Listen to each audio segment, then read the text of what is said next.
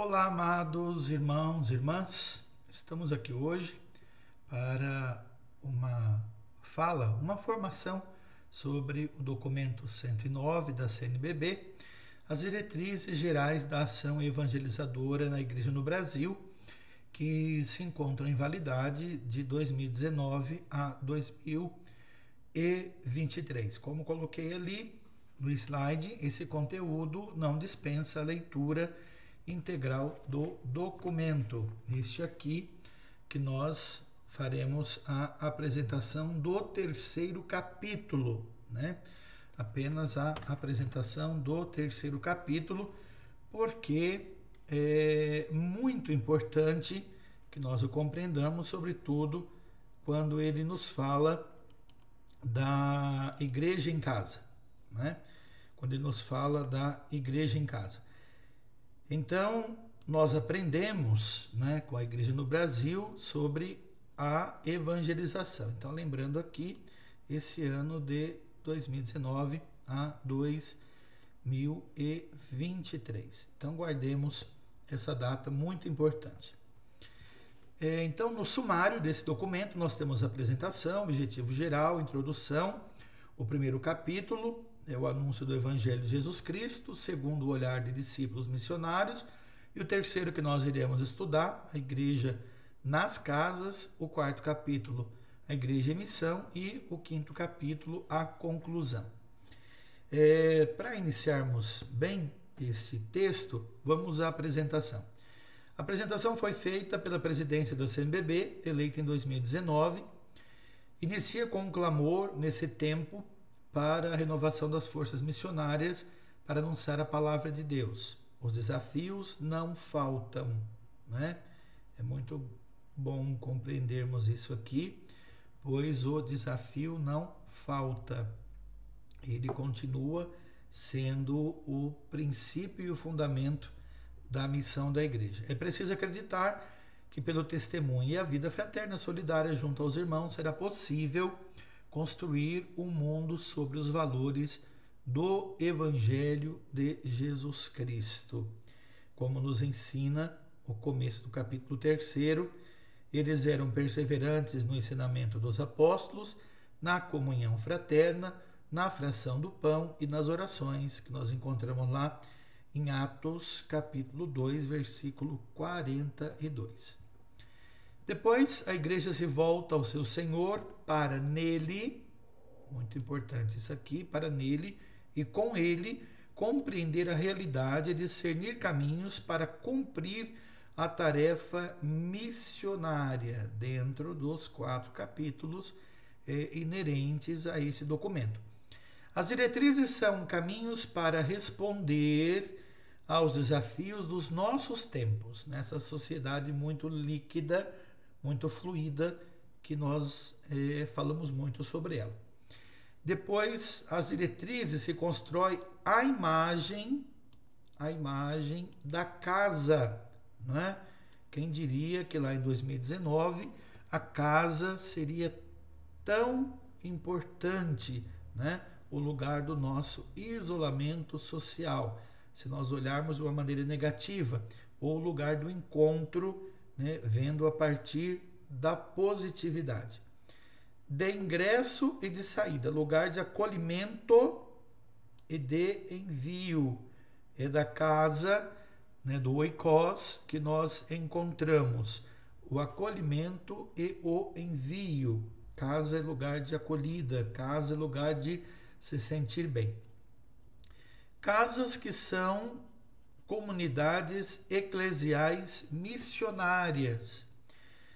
Ser cristão, sobretudo, implica em viver em comunidade, né? O cristão não é nunca só, em comunidade, depois que geram missionários comprometidos, né? O estar em comunidade para gerar missionários comprometidos. E o missionário antes precisa passar pelo discipulado. Depois, a missão, ela se fundamenta em 4 palavras neste documento, né? Ele se fundamenta em 4 pilares nesse documento. Primeiro, a palavra,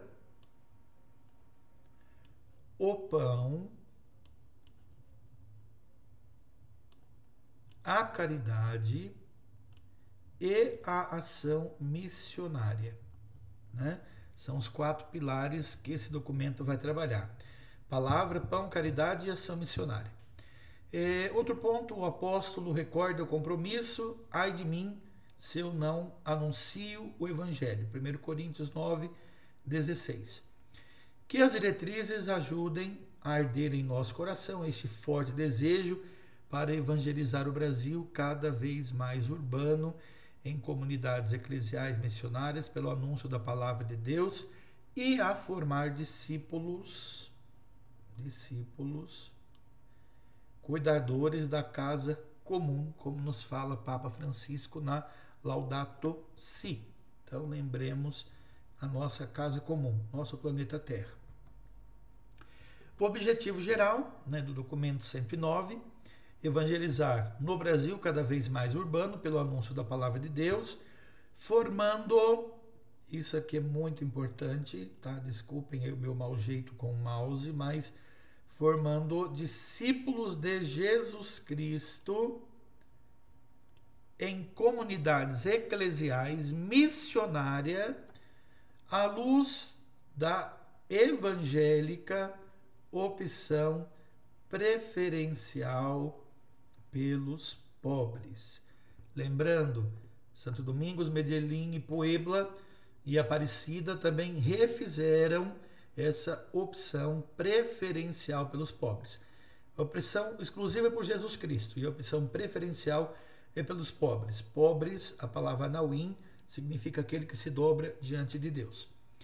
Cuidando da casa comum, né, do nosso planeta Terra, da nossa comunidade, e testemunhando o reino de Deus rumo à plenitude. Que plenitude é essa? O dia que partimos para a casa de Deus.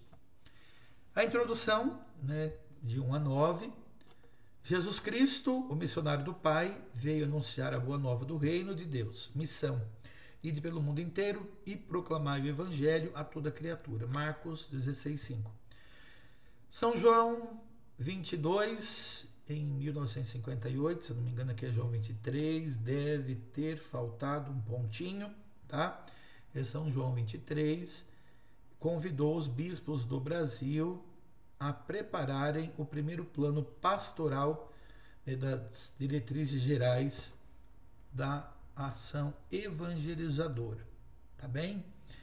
A ação evangelizadora de 2011-2015 organiza-se em 5 urgências: estado permanente e missão, iniciação à vida cristã, animação bíblica da vida e da pastoral, comunidade de comunidade, serviço à vida pleno para todos, à luz do documento de Aparecida e do magistério do Papa Francisco. Então, o documento trazia-nos 5 grandes desafios, na estado permanente de missão, iniciação à vida cristã, animação bíblica da vida e da pastoral, comunidades de comunidades, que é o capítulo 5º, né, do documento de Aparecida, e serviço à vida pleno para todos, né, à luz do documento de Aparecida e magistério do Papa Francisco, dos documentos do Papa Francisco. Os novos olhares diante da cultura urbana, as novas diretrizes estão estruturadas a partir da comunidade eclesial missionário, CEM, né? Então, toda vez que nós dissermos CEM, C-E-M, comunidade eclesial missionária, tá? Então, para não ficar repetindo toda hora comunidade eclesial missionária, nós vamos repetir o CEM. Imagem da casa, entendida como lar. Laudato, faltou aí um errinho de português, me perdoem, Laudato Si, tá? Esse Y aí tá errado. Então, aqui vocês coloquem um T, por favor, como eu estou fazendo aqui agora. É Laudato Si. Criar uma família ou famílias, lares, casas de comunhão. Como nós estamos vivendo agora, né? Abri aqui um parênteses, me desculpe, mas parece que esse texto ele foi preparado já no tempo da pandemia, né? E nós só ficamos sabendo dessa pandemia chegando no final do ano de 2019, né? E isso aqui aconteceu na Assembleia dos Bispos, né? Essa aprovação. Então, criar uma família, famílias, lares, casas de comunhão. Como eu falava na homilia, às vezes, esse final de semana, às vezes o desafio começa em casa, porque nem todas as pessoas têm o mesmo desejo de se encontrar com Deus. E a hora que você quer assistir a missa, você quer ouvir a missa, celebrar a missa na sua casa pela transmissão online, pessoas parecem que vivem em outras realidades ou dificuldades e mesmo assim não querem e acaba convivendo ali com uma dificuldade maior.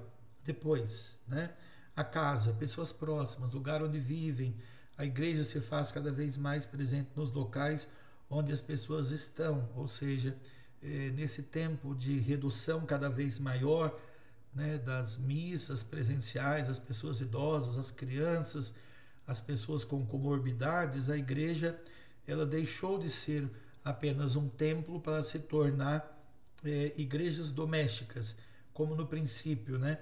A Eucaristia era celebrada nas casas. Então hoje o padre preside a Santa Missa da matriz ou da igreja e nós acabamos celebrando da nossa própria casa. Então essa casa é pessoas próximas, né? Está no aconchego do lar. Depois a casa é a comunidade eclesial missionária, né? Novamente aqui lembrando, ó, o SEM, né? Comunidade eclesial missionária, de portas abertas. Por que de portas abertas? Eu coloquei entre parênteses aí, entrar e sair, né?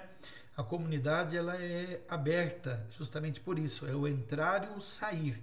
As portas que acolhem os que chegam, alegrias, dores, angústias, e abertas para sair em missão, anunciando Jesus Cristo e o reino de Deus. Então aquela pessoa que chega alegre, ou com dor, ou angustiada, ou triste, ou abatida, ela encontra ali acolhida, ela se torna discípula, ela começa a vivenciar esse discipulado e depois ela sai para anunciar, para o anúncio do reino.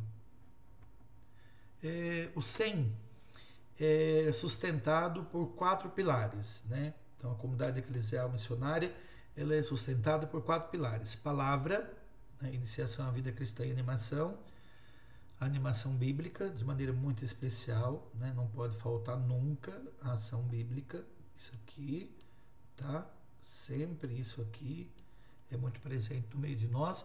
Depois o pão, né? Liturgia e espiritualidade, o pão da palavra e o pão eucarístico. A caridade, a serviço à vida plena, sociais, missionárias, né? Que nós precisamos tanto. Depois a ação missionária, que é o estado permanente de missão. A igreja ela nunca dorme, ela não pode dormir, né? Ela está nesse estado permanente de missão. Depois lembra a tradição da igreja no Brasil, olhar no presente, ciente da sua importância. A força do Evangelho tem transformado homem desse século, né? A força do Evangelho ela tem transformado o homem desse século? Ou será que ainda nós vivemos um cristianismo arcaico do passado, relembrando e vivenciando muito ainda aquilo que nós chamávamos de tempos de cristandade, onde não se precisava catequizar, porque todo mundo tinha que ser católico, né? E hoje não. Hoje a sociedade é fluida, como eu disse anteriormente, ela é líquida. Se acha felicidade, né? Se acha no proselitismo, né? Sobretudo no proselitismo religioso. Então nós não podemos cair nisso, muito menos na falsa teologia da prosperidade. Deus que virou um escambeiro, né? Ou, vou traduzir para um português bem simples, um muambeiro. Deus que se tornou alguém que troca. Tudo eu quero trocar com Deus. Eu quero trocar a saúde por algo, eu quero trocar a saúde por algo, eu quero trocar a vida por algo, eu quero trocar um pedido por algo, eu vou dar uma cesta básica se isso acontecer, eu vou em Aparecida acender uma vela se isso acontecer, eu vou fazer tal coisa para receber tal coisa. Né? Quando Deus nos diz, o que tem vós para me oferecer que já não me pertence? Tudo me pertence. Né? Então, será que temos transformado através da palavra do Evangelho outros homens? Também essa pergunta caberia. Né? Ou será que é só a mim mesmo que eu transformo e às vezes nem a mim mesmo? Né? Para a missão de Jesus e no coração da igreja, será que temos? Né? Quais desafios e métodos de ser seguido para proclamar de modo eficaz o Evangelho? Que modo nós precisamos pregar o Evangelho? Como eu tenho falado nas missas desse final de semana, ontem no Planalto, ontem à noite na Matriz e hoje de manhã. Né? Como é que eu tenho proclamado o Evangelho de Deus? Eu tenho proclamado com palavras, palavra o vento leva, tá? Vamos falar bem baixinhos aqui, palavra o vento leva. Proclame o Evangelho com a sua vida, que é o mais importante, é o necessário para a nossa vida, é proclamar o Evangelho com a nossa vida, tá? Além disso, tudo que passa disso é proselitismo, é fala, é prosa, tá? É palavra vazia. Para isso, nós encontramos o anúncio do Senhor. Né? E aqui nós entramos propriamente no capítulo 3, onde nós vamos entrar. Eu quero convidar você a adquirir esse documento. Se você desejar, sobretudo, agentes de pastorais e movimentos, você pode encomendá-lo, nós traremos, né, através da Secretaria Paroquial. Esse documento é riquíssimo, né, o documento 109, Diretrizes Gerais da Ação Evangelizadora na Igreja do Brasil, 2019 a 2023. Então, nós temos aqui grande tempo ainda para esse documento ser utilizado. E por que eu quis trabalhar esse 3º capítulo, né, conosco? A igreja nas casas, né, do número 73 ao número 123. Porque na igreja, quando nós vamos estudar um documento, nós não vamos lá na página tal. Não, nós vamos trabalhar o capítulo, depois o subcapítulo, né, e vamos dividir em números. Então aqui esse capítulo 3º, para nós, ele vai do 73, que é o 3.1, até o número 81, né, que termina o 3.1. Mas o capítulo todo ele vai até o número 123. Então, número 73 ao número 123. Tá? Então, nesse primeiro ponto, um resumo que eu desejo fazer enquanto introdução, né? A casa, enquanto espaço familiar, foi um dos lugares privilegiados para o encontro e o diálogo de Jesus e seus seguidores com diversas pessoas. E aqui nós encontramos todas as citações bíblicas trazidas pelo documento, né? E lugar de cura e perdão dos pecados. Cura e perdão dos pecados. E aqui nós podemos entender a casa primeiro como a casa família, né? A casa familiar, o local de convívio familiar. Então é lugar de cura e de perdão, porque é em casa que começam muitas vezes as dificuldades, sobretudo abusos, né? Abusos, xingamentos. Então é lugar de cura e de perdão, né? Depois a casa-igreja, a cura do perdão dos pecados. Depois a partilha com publicanos e pecadores, né? Partilhava Jesus a mesa com publicanos e pecadores, refletia sobre assuntos importantes como jejum, orientava sobre o comportamento da comunidade e a importância de se ouvir a palavra de Deus, né? Essa grande importância. Embora Jesus não tivesse onde inclinar a cabeça, valorizava a casa como local de encontro e convívio.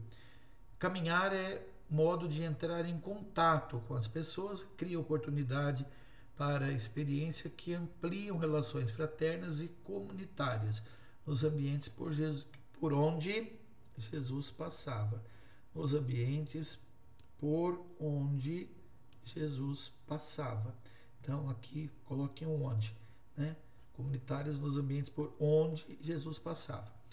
Os discípulos de Jesus reuniam-se em casas particulares, né? O cenáculo. E esse cenáculo, ele indica o caminhar. Caminhar é seu modo de entrar em contato com as pessoas. Tanto Jesus como seus discípulos assumiram um estilo de vida itinerante para propagar a boa nova da salvação. Boa nova é evangelium, né? Do grego evangelho ou boa nova, boa palavra. Os encontros de Jesus ao longo do seu caminhar criam oportunidades para experiências que reforçam e alargam as relações fraternas e comunitárias nos ambientes domésticos por onde ele passava, né? E esse passar é a casa. Então, a casa é assim, assumida como um lugar para cultivo e vivência dos valores do reino. Muito rico esse documento, né? Quando nós o lemos, quando nós o meditamos, nós aprendemos a amá-lo. Falta muito ainda a nós católicos, né? Uma teologia da leitura, sobretudo os documentos da igreja. Depois nós encontramos entre os primeiros cristãos a experiência da igreja na casa implicava um conjunto de relações para além dos laços familiares tradicionais, né? A pertença à família, né? E entre eles ninguém passava necessidade. E aqui nós encontramos tanto em Marcos como em Atos dos Apóstolos. Então, lá o documento diz assim: entre os primeiros cristãos, a experiência da igreja na casa implicava um conjunto de relações para além de laços, né, das casas tradicionais, dois pais, filhinhos, cachorro e um gato. A igreja nas casas garantia um senso de pertença à família de Deus, né? E já não importava mais ser grego, judeu, escravo, livre, mas somente ser de Cristo. Colossenses 3:11, Gálatas 3:28, como nós encontramos aqui no documento. A casa, a comunidade, era lugar de reconhecimento mútuo e nela seus habitantes deviam fazer parte da casa. Fazer parte da casa. Superfazer. Por que superfazer? Porque eles precisavam conhecer, né, a parte que pertencia a eles e fazer o reconhecimento que eles faziam parte daquilo ali. Depois, as comunidades reunidas nas casas incluíam pobres e os de maior poder econômico, reconhecida por Paulo, que se reuniam na casa de Priscila e Áquila, 1 Coríntios 16:19. Depois, a vida comunitária não deixava isolados dos outros habitantes. Carta a Diogneto, né, do século II, uma carta muito linda. Tenho essa carta também, ela nos fala, né, do encontro do cristão, que nós não somos desse mundo, mas vivemos nesse mundo. Ela não tem o remetente, ela só tem o que vai receber, né? Ela tem um destinatário só, que é Diogneto, e essa carta fala-nos exatamente um pouco daquilo que Paulo nos fala no 1 Coríntios capítulo 14:23, né? Os hábitos. As comunidades reunidas nas casas incluíam tanto pessoas pobres como agentes de maior condições econômicas, né? Existia uma reciprocidade que se caracterizava pela solidariedade e acolhida de todos. Assim, o cristianismo propôs que a ordem patriarcal característica das casas naquela cultura fosse convertida pelo amor em uma ordem fraterna com participação ativa das mulheres e cuidado especial para com os membros mais fracos e pobres, né? A casa permitiu que o cristianismo primitivo se organizasse nas comunidades pequenas, como poucas pessoas que se conheciam e compartilhavam a mesa da refeição. É aquilo que hoje nós chamamos de SEBs, pequenas comunidades, comunidades marianas, né? Ou setores. Então, tudo isso, pequenos grupos de pessoas reunidas em pequenas comunidades partilhavam da mesa e da refeição. A credibilidade baseava-se na caridade, na fidelidade, no testemunho, a comunhão, a liturgia, no serviço dos ensinamentos dos apóstolos, que é a didaqué, né? Que é a didática de ensino, né? Que nós conhecemos, que, se não me engano, a didaqué é do ano 90, depois de Cristo.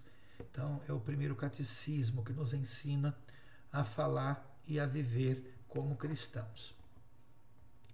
Depois, o número 3.2, que é de muito importante para a nossa vida e para a nossa comunidade, comunidade de comunidades, lembrando lá atrás o 5º capítulo de Documento de Aparecida, né? Conferência Episcopal Latino-Americana e Caribenha. Como nós vamos ver aqui embaixo, DA, Documento de Aparecida. As pequenas comunidades eclesiais são ambientes propícios para a escuta da palavra de Deus, viver a fraternidade, animar a oração, aprofundar o processo de formação continuada da fé, fortalecer o firme propósito do apostolado da sociedade de hoje. Então aqui nós encontramos o Documento de Aparecida, número 309, Atos 2, 42, 47, depois o 4, 32, 37. Então, o que encontramos aqui? Né? Tendo a missão como eixo fundamental, essas comunidades são configuradas como casa da palavra, do pão, da caridade e da missão, lugar da iniciação à vida cristã e do compromisso com os pobres, né? Evangelho Gáudio, da abertura aos mais jovens, do anúncio do evangelho, da família e do cuidado da casa comum, Laudato Si. Desse modo, tornam-se comunidades de portas abertas para acolher a todos e para sair ao encontro das pessoas em suas realidades, atuando como sal da terra e luz do mundo. O que eu acho muito bonito desse ponto 3.2, né, comunidade de comunidades, 3.2, o número 83, é exatamente isso. É sair e acolher a todos, ir ao encontro em suas realidades, né? Eu tenho que ir na realidade que a pessoa se encontra, não querer trazer a pessoa à minha realidade. Esse daí é um erro que nós cometemos muito comumente, querer converter a pessoa antes de trazê-la ou antes de visitá-la, né? Eu tenho que ir ao encontro dela na realidade dela. Se ela está numa realidade de adultério, eu tenho que ir na realidade dela. Se ela está numa realidade de segunda união, eu tenho que entrar na realidade dela. Se ela está numa realidade de pecado, eu preciso entrar na realidade dela, e não julgá-la e tentar trazê-la sem um prévio conhecimento do que aquela pessoa vive ou passa, né? Depois, as pequenas comunidades de portas abertas para acolher, prontas para entrar e sair, têm a missão e eixo fundamental configuradas. Palavra do pão, caridade, como eu acabei de dizer agora, documento 100 da CNBB, da missão, lugar de iniciação cristã, documento 107 da CNBB também, e o compromisso com os pobres da Evangelho Gáudio e da abertura aos jovens do anúncio do Evangelho da família e do cuidado da casa comum, na Laudato Si. Eu aconselho você no final do vídeo, lá nós vamos ter uma listagem, né, com todas as abreviações, para que eu não precise ficar aqui, né, explicando cada documento.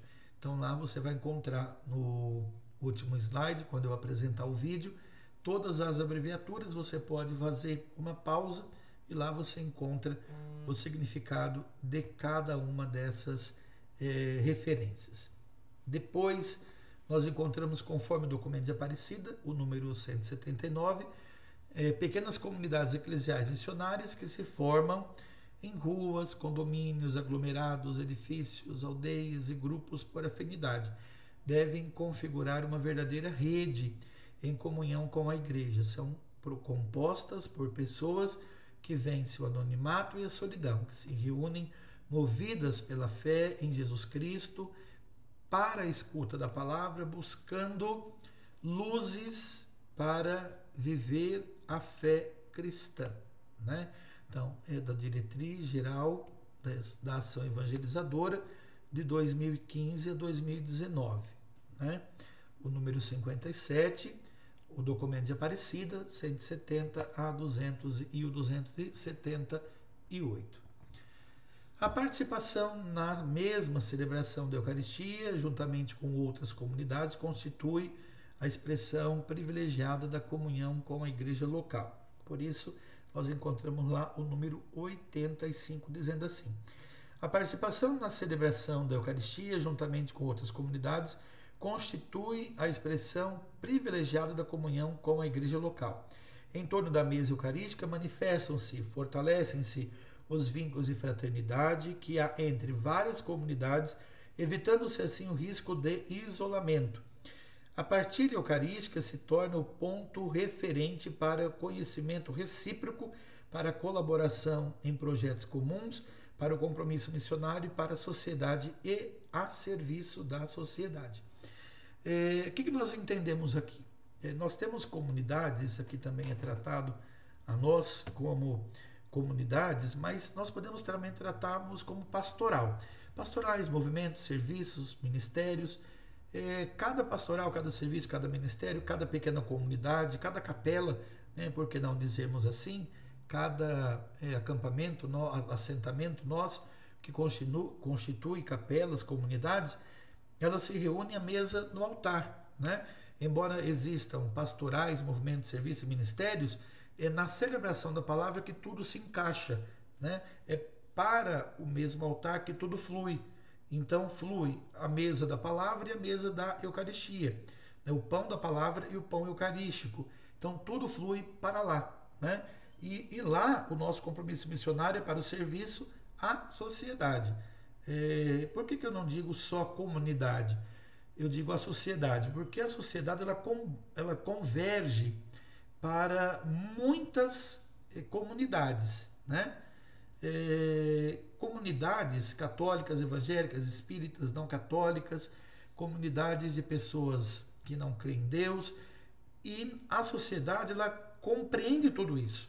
E a igreja ela está centralizada numa sociedade, sendo uma comunidade.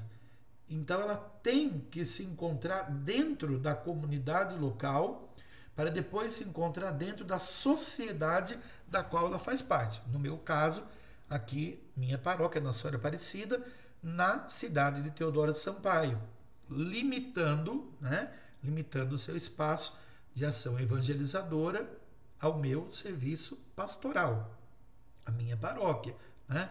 O meu vizinho de paróquia tem que limitar o serviço pastoral dele à paróquia dele, e assim cada um de nós teremos o nosso serviço pastoral.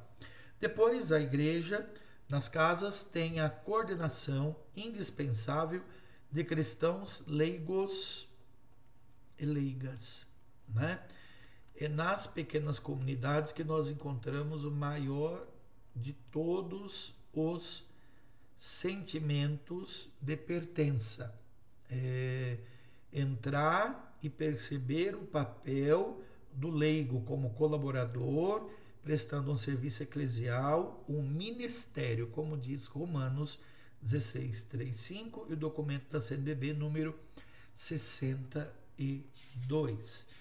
Depois nós encontramos um convite à comunidade de comunidades do 3.2, né? Um convite de comunidade, o 3.2, que vai trazer para nós a seguinte fala, né? Deixa eu me situar aqui no Evangelho, do número 81 ao número 87. Nesse contexto, o ministro ordenado há de ser cuidador e animador das comunidades eclesiais e missionárias. Ele é o animador, né? Mas não deve tomar o papel do leigo na visão eclesial daquela pequena comunidade. Ela precisa ser coordenada por alguém que esteja naquela comunidade para que compreenda, né? Que a partir do encontro com a palavra da experiência de vida fraterna, na comunidade as pessoas são introduzidas no processo da iniciação cristã. A palavra de Deus e iniciação à vida cristã estão intimamente ligadas, então elas caminham intimamente ligadas. Uma não pode ocorrer sem a outra, né? Então, iniciação cristã e vida cristã A palavra de Deus precisa estar ali legitimamente ligadas. As etapas do processo: o querigma, o catecumenato, a purificação, a iluminação e a mistagogia. Conforme o documento de Aparecida, número 179, as pequenas comunidades eclesiais missionárias que se formam em ruas, condomínios, aglomerados, como nós já vimos isso. A participação na mesma celebração eucarística, juntamente com outras comunidades, constitui a expressão privilegiada da comunhão da igreja local. A igreja nas casas tem a coordenação indispensável dos leigos, como nós já falamos, e a predominância de mulheres, que são colaboradoras prestando um serviço eclesial nesse ministério. É a função do ministro ordenado, como nós vimos agora há pouco, a função de cuidar, de animar das comunidades missionárias, promotor da unidade entre todos, visando a descentralização, garantindo a comunhão entre os grupos, movimentos, serviços, ministérios e pastorais. Compreender missionariamente que é um ministro em movimento, visitador e animador das pequenas comunidades, os diversos ministérios trabalhando em comunhão com os conselhos pastoral e econômico. Então, cabe aqui dizer muito claramente o que são os dois conselhos. O conselho pastoral, que nós chamamos de CPP, é um conselho de pastoral, define o conjunto de pastorais que serão realizadas a cada ano, e o padre é o presidente dele e traz, através das propostas apresentadas pelas pastorais no calendário, mensalmente ou bimestralmente ou anualmente, como nos fala o documento, né, que nós façamos uma reunião ou várias reuniões para trabalharmos, né, e passarmos as orientações. Então, o Conselho Pastoral, ele não tem uma função administrativa, ele tem uma função pastoral, como o próprio nome já diz. E o CAEP, né, o Conselho Econômico, ele é trazido aqui, né, no Catecismo, no Código de Direito Canônico, por isso nós encontramos esse SIC, né, Codex Iuris Canonici. Ele sempre é citado em latim.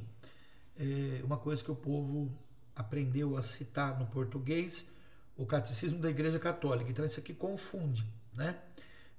O Catecismo da Igreja Católica se abrevia corretamente como SEC, Catecismus Ecclesiae Catholic. E aqui nós encontramos o Codice Iuris Canonici, né, do latim. O Código de Direito Canônico. Então ele fala que o Conselho Pastoral e o Conselho Econômico precisa ser administrado pelo padre, pelo padre, com os leigos, né, trabalhando em comunhão com os conselhos, né, não pode caminhar sozinho, precisa caminhar em comunhão com os conselhos. Depois o 3.2.1, que é pilar da palavra, iniciação à vida cristã, animação bíblica. Os Atos dos Apóstolos relatam a comunidade como um trabalho, né, como um trabalho que garante a cada um de nós a casa como seu lugar característico de reunião, ajuda mútua, fortalecimento, vivência missionária. Nela os cristãos ouviam junto a palavra e por esta, iluminados, procuravam discernir a experiência da vida em Deus, conscientes de que a fé provém da escuta, Romanos 7,17, como nós encontramos aí. No caminho da experiência da fé, é Deus quem toma a iniciativa de comunicar seu desígnio salvífico de amor, cabendo ao ser humano acolher e responder ao dom de Deus. As pequenas comunidades são ambientes propícios de acolhida, né, como nós acabamos de ler agora. A palavra de Deus é iniciação à vida cristã, estão intimamente ligadas, uma não pode ocorrer sem a outra. Outro aspecto para formar discípulo missionário é aproximar a pessoa e a comunidade, né? As pessoas e as comunidades da leitura orante da palavra de Deus. A leitura orante é a Lexio Divina, né? Leitura, oração, meditação e contemplação. Lex, Horatio, Meditatio, Contemplatio, né? Um tempo onde nós tiramos uma pequena porcentagem de parcela do nosso dia para essa leitura orante. Tomar uma perícope e a partir daquela perícope, daquele texto, meditar a palavra de Deus. É importante também o encontro com a palavra, que numa vida é e dá sentido ao seguir e agir de quem é cristão. Então a palavra que muda a vida e dá sentido ao seguir, ao agir de quem é cristão. A palavra de Deus dá sentido. É uma pergunta que eu sempre faço. Que palavra nós estamos ouvindo? Né? O 3.2.2, o pilar do pão, liturgia e espiritualidade. Nós nunca podemos entrar numa espiritualidade se nós não caminharmos com o Atos dos Apóstolos 2:42. Eles eram perseverantes na fração do pão e nas orações. Então, entre os primeiros cristãos havia muito a comunhão, se expressava na celebração da Eucaristia, que não era da forma que nós conhecemos hoje, era bem rudimentar, né? De fato, se celebrava o alimento, por isso, em várias oportunidades, nós ouvimos a palavra de Deus, sobretudo São Paulo, nos falando que não é justo que alguém leve algo e se alimente daquilo, e o outro que levou algo inferior se alimente daquilo, mas que tudo seja para todos. Então nós encontramos entre os primeiros cristãos a comunhão. A comunhão se expressava principalmente na celebração eucarística, vínculo anteriores e posteriores à Eucaristia suscitavam partilha das dificuldades do cotidiano e o compromisso com o reino de Deus. Os membros da igreja nas casas eram instruídos a assimilar que a celebração comum da ceia do Senhor demandava a comunhão de todos com o corpo e o sangue de Cristo. A celebração eucarística, a memória do sacrifício do Senhor, alimentava a esperança do mundo que há de vir. Essa realidade implicava em trilhar o caminho pascal para viver no mundo sem ser do mundo. João 17, 14, 16. A comunidade de fé cultiva uma vida de oração enraizada na palavra, tomam consciência de que são colaboradores de Deus na missão e encorajados ao sair ao encontro do outro. Né? Sairmos ao encontro do outro, praticando a misericórdia. Lembrando que essa palavra aqui, cor, é coração, né? Cordes é coração, misericórdia é perdão de coração, é sofrer de coração, né? Por isso, a oração dos discípulos missionários de Jesus Cristo deve ser a expressão da espiritualidade do seu segmento. Como outrora, é preciso renovar constantemente o mesmo pedido ao Senhor. Ensina-nos a orar. Lucas 11:1. Só assim é possível sair do egoísmo e de uma experiência religiosa fechada sobre si mesma. Orar, antes de ser resultado de um esforço humano, é uma ação do Espírito em nós, abrindo espaço para chamar a Deus de Pai. É o abandono das mãos de Deus, dirigindo-se a Ele com simplicidade. Então aqui nós encontramos esse convite, esse chamado. Por isso, na pastoral, é preciso superar a ideia de que agir já é uma forma de oração, né? Agir nem sempre é uma forma de oração. Agir significa que nós estamos fazendo algo humano, né? O orar e o agir precisam estar interligados. Oração, orar e agir, orar e ação, né? Precisam compreender os dois. Por isso nós encontramos aqui a espiritualidade cristã se traz na busca da santidade, favorece e alimenta o jeito de ser igreja. Jesus deseja uma igreja servidora, samaritana, pobre com os pobres e santos como são exemplos. Depois, o Senhor convida a uma vida de pobreza e santidade. Segmento, palavra, depois de segmento e palavra, discipulado, depois do discipulado, pobreza, santidade. Os santos e beatos do Brasil são modelos de ação misericordiosa, ativa de quem, movido de compaixão, coloca-se em saída e vai ao encontro do outro. Na experiência de fé da comunidade cristã, piedade popular, há de se valorizar a comunidade na sua pureza, em suas expressões, com força ou como força evangelizadora. Por exemplo, agora que nós celebramos em junho, né? São Pedro, São João, São Paulo, Santo Antônio, que celebramos dia 13, né? As procissões, as religiosidades. No Brasil, muito comum a visitação ao Santuário de Aparecida, do Divino Pai Eterno, Círio de Nazaré. Então, são espiritualidades comunitárias, né? Comunitárias. E nessa experiência não cabe, mas merece atenção, para não instrumentalizar de modo intimista, consumista e imediatista. Enquanto casa de comunhão, a comunidade é chamada a celebrar frequentemente o perdão e a misericórdia do Senhor. A igreja não é uma comunidade de perfeitos, mas de pecadores, perdoados e em busca de perdão. Mateus 9, 13. Então, lembrando, não somos perfeitos, somos pecadores que buscam o perdão, que são perdoados e constantemente buscam o perdão. Errou, pecou, não se deixar marcar pelo pecado, mas ter a marca da caridade, trazendo sempre nós, né, esse terceiro pilar, o pilar da caridade, serviço à vida plena.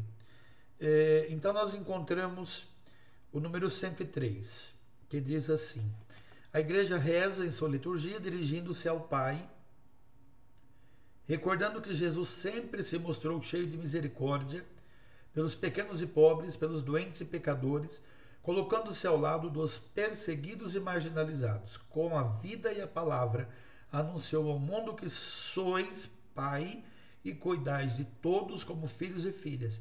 Igualmente suplica: dá-nos olhos para ver as necessidades e os sofrimentos de nossos irmãos e irmãs.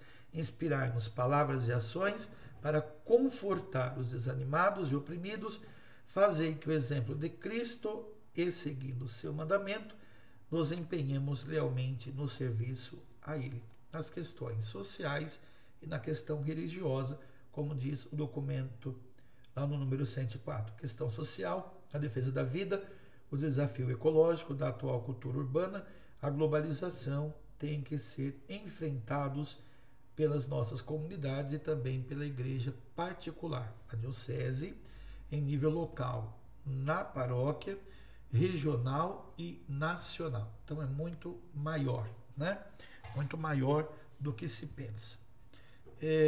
Anunciando somente e contemplando o mundo com os olhos de Deus, é possível perceber e acolher os gritos que emergem das várias faces da pobreza e da agonia da criação, como eu dizia agora há pouco. A igreja reza, dirigindo-se ao Pai, conforme eu acabei de ler o texto, né? Questões sociais, defesa da vida, desafio ecológico, tem que ser enfrentado pelas comunidades e também pelas igrejas particulares. A igreja anuncia o Evangelho da Paz, né? Efésios 6,15, que é Jesus Cristo, mas não significa ignorar, deixar de enfrentar o desafio da violência pelas injustiças sociais, tarefa profética que exige ação e denúncia e anúncio. Exatamente o evangelho desse final de semana, né, do 12º domingo do tempo comum, né, como nos ensina o próprio evangelista: não tenhais medo, né, daquele que mata o corpo, mas não pode matar a alma. Tenhais medo daquele que pode matar o corpo e a alma. Então, os nossos desafios continuam os mesmos: levar o evangelho, levar a ação pastoral, levar o movimento, levar a vida em trabalho, em questão trabalho, como nós encontramos aqui, um trabalho humano que é uma chave, provavelmente a chave essencial de toda a questão social. Então, nós encontramos aqui uma evangelização no mundo urbano que não pode prescindir da questão do trabalho. A caridade, né, se expressa no empenho, atuação política dos cristãos e das comunidades eclesiais. Como eu sempre digo, eu não sou partidarista, eu não tenho partido, eu não tenho preferência por político, mas eu preciso, enquanto cristão, defender a nossa comunidade eclesial na política, na polis, né? Eu sou formado nisso, eu tenho formação em política, né? Não em politicagem, em política, né? Sou formado, mestre, graduado em política, né? Tenho esse conhecimento de falar de política e não de politicagem. Então ela deve animar a existência dos fiéis leigos, a sua atividade política vivida como caridade social. A política está em favor da sociedade. Isso nós já entendemos lá desde os romanos, quando criaram o Senado, né? E quando criaram o iuris romani, né? O direito romano. O Papa Francisco insiste que deseja uma igreja pobre para os pobres, Evangelii Gaudium, número 198. E todos os cristãos devem buscar uma vida simples, austera, livre do consumismo, solidária, capaz de partilhar os bens. Ser pobre de coração, isto é santidade. Depois, né, aqui o que eu havia dito, né, as siglas, né, nós vamos encerrando já a nossa fala. Recomendo todos. É um documento barato, gente. Deve custar, o preço que nós vendemos ele é R$15, tá? Deve estar mais ou menos esse preço. Recomendo a pastorais, movimentos, serviços, né, aos acólitos, aos coroinhas que estão estudando nesse tempo, aos catequistas. É muito bom, né, compreender quais são as diretrizes da nossa igreja, que geralmente a cada 5 anos, 4 anos são mudadas, né? Então aqui está, né, esse documento que é muito bom, né, muito objetivo, e já traz aqui, ó, na capa final, né, o objetivo geral, né? Então já traz o seu resumo, tá? Então encerramos a nossa catequese por hoje, fizemos a apresentação, né? Espero ter ajudado muito ou pouco, né? Nós temos aí 2 capítulos anteriores, temos esse, né, Igreja em Casa, que nós acabamos de ver, e depois nós temos o terceiro